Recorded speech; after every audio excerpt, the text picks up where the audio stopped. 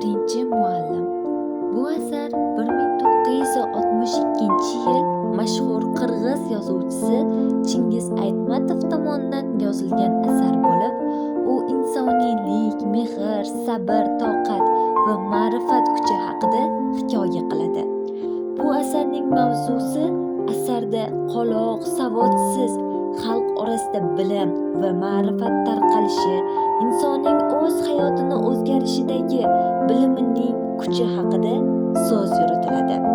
Bu asarning bosh qahramoni Dushe bo'lib, u sobiq Qizil armiya askari.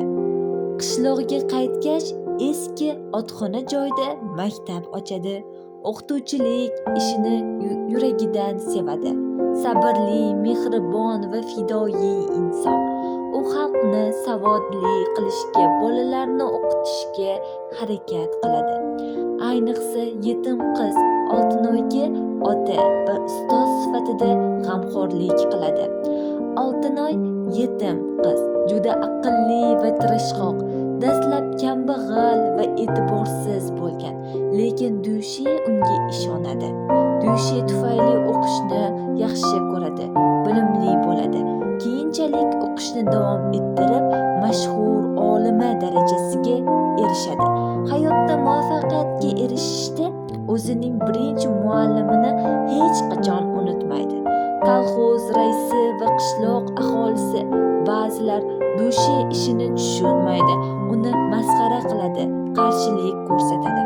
Ammo ularning orasida Dushega yordam beruvchilar ham bo'lmaydi. Bu asar birinchi muallim Dushe obrazi orqali xalqning ma'naviy uyg'onishi, savodsizlikdan chiqishi yo'li va ilmning kuchi ko'rsatiladi. U og'ir sharoitlarda ham bolalarni o'qitishdan to'xtamaydi.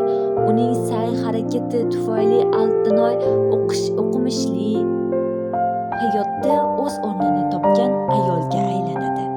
Demak, ilm insonni hayotining eng katta boyligi, muallimlik eng sharafli kasb, ezgu niyat va mehnat bilan har qanday qiyinchilikni yengish mumkin.